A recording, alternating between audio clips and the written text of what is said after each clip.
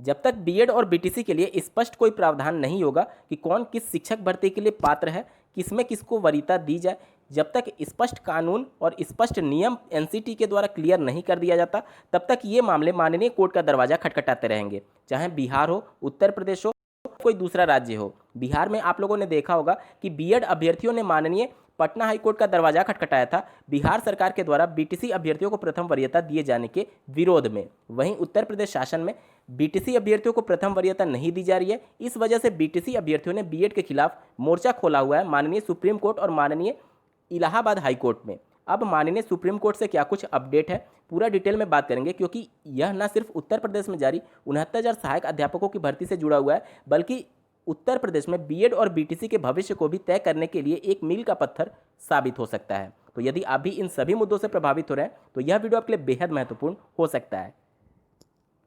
नमस्कार दोस्तों, मेरा नाम है नीरज और आप देख रहे हैं करियर बिट यूट्यूब चैनल। अगर आप इस चैनल पर पहली बार विजिट कर रहे हैं तो इसको सब्सक्राइब करते हुए बेल आइकन को प्रेस करना ना भूलें।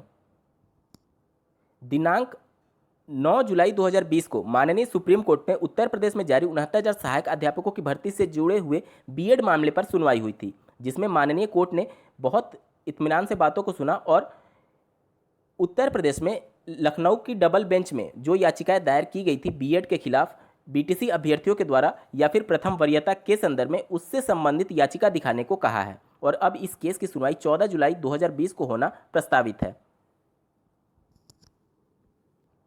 ये फैसला उत्तर प्रदेश में श्री अनुनेश कुमार जी के द्वारा दायर याचिका, जिसकी डायरी नंबर 12016 है, उस पर सुनवाई करते हुए दिया है। यहाँ पर देख सकते हैं लास्ट लिस्टेड ऑन 9 जुलाई 2020 है और यहाँ पर आप देख सकते हैं 14 जुलाई 2020 को अब इस केस को फिर से सुना जाना है। स्क्रीन पर आप माननीय सुप्रीम कोर्ट के द्वारा कोर्ट ऑर्डर देख पा रहे हैं। यहाँ पर कुछ चीज़ें आपको जानना अनिवार्य है। इस केस को इस बात पर चैलेंज किया गया है कि जब उत्तर प्रदेश में जारी 69,000 सहायक अध्यापकों की भर्ती में बीएड अभ्यर्थियों को शामिल किया गया था, तो अध्यापक सेवा नियमावली के आधार पर ही यहाँ पर सिलेक्शन का प्रोसीजर अपनाया जाता है। लेकिन बीएड अभ्यर्थियों को जब इसके लिए नोटिफिकेशन जारी कर दी गई थी, उसके बाद से शामिल किया गया और उसके बाद से 23वां, 24वां और 25वां संशोधन किया गया, जिसको माननीय लखनऊ खंडपीठ के डबल बेंच में चैलेंज किया गया था बीटीसी अभ्यर्थियों के द्वारा। लेकिन उस केस की सुनवाई करते हुए माननीय लखनऊ खंडपीठ की डबल बेंच ने 60-65 के फेवर में फैसला दिया था। लेकिन बीएड मुद्दे पर कोर्ट ऑर्डर में कुछ भी बातें नहीं लिखी गई थी, जिसके बाद से इस केस को अपूर्ण मानते हुए अभ्यर्थी माननीय सुप्रीम कोर्ट का दरवाजा खटखटाए थे और उन्होंने यह अपील की थी कि जब तक उस केस पर कोई ठोस फैसला नहीं आ जाता तब तक इस भर्ती को कंप्लीट ना किया जाए। और इसी को सुनते हुए माननीय सुप्रीम कोर्ट ने उन सभी याचिकाओं को फिर से देखने के लिए मांगा है दिनांक 14 जुलाई 2020। इस केस का आधार ये बनाया गया है कि उत्तर प्रदेश शासन के द्वारा जो अध्यापक सेवा नियमावली में अहम संशोधन किया गया था, उसमें एक बातें लिखी गई थी कि यह फैसला 1/1/2018 से माना जाएगा, जबकि ये एक रेट्रोस्पेक्टिव फैसला था, यानी कि भूतलक्षी फैसला था।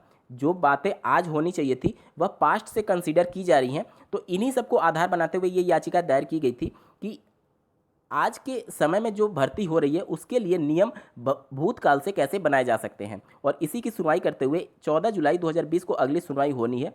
अब उन सभी बातों को फिर से माननीय सुप्रीम कोर्ट में पेश किया जाएगा, जो कि लखनऊ खंडपीठ की डबल बेंच में बीएड के खिलाफ बीटीसी अभ्यर्थियों के वकीलों के द्वारा पेश की गई थी। और वो सभी बातें फिर से, संशोधन जो किए गए थे वो सभी बातें फिर से उभर करके आएंगी। और साथ ही साथ बीएड के लिए और बीटीसी के लिए बहुत ही महत्वपूर्ण है 14 जुलाई 2020 का माननीय सुप्रीम कोर्ट में प्रस्तावित इस फैसले से संबंधित। आज के वीडियो में बस इतना ही दोस्तों। ऐसे ही महत्वपूर्ण अपडेट्स के लिए बने रहें करियर बिट के चैनल के साथ। धन्यवाद।